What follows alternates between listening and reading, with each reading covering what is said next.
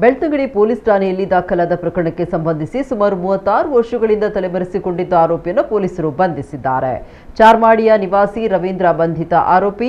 1990ರಲ್ಲಿ ಈತನ ವಿರುದ್ಧ ಪ್ರಕರಣವೊಂದು ದಾಖಲಾಗಿತ್ತು. 1992ರಲ್ಲಿ ಇದನ್ನು ಎಲ್ಪಿಸಿ ಪ್ರಕರಣ ಎಂಬುದಾಗಿ ಪರಿಗಣಿಸಲಾಗಿತ್ತು. ಇದನ್ನು ಪತ್ತೆ ಹಚ್ಚುವ ಬಗ್ಗೆ ವಾರಂಟ್ ಕೂಡ ಹೊರಡಿಸಲಾಗಿತ್ತು. ಇದೀಗ ಆರೋಪಿ ರವೀಂದ್ರನನ್ನ ಕಾರ್ಕಳ ತಾಲೂಕಿನ ನಲ್ಲೂರು ಎಂಬಲ್ಲಿಂದ ಪೊಲೀಸರು ದಸ್ತಗಿರಿ ಮಾಡಿ ಜನವರಿ 6ರಂದು ಮಂಗಳವಾರ ನ್ಯಾಯಾಲಯಕ್ಕೆ ಹಾಜರುಪಡಿಸಿದ್ದಾರೆ. ನ್ಯಾಯಾಲಯ ನ್ಯಾಯಾಂಗ ಬಂಧನ ವಿಧಿಸಿದೆ.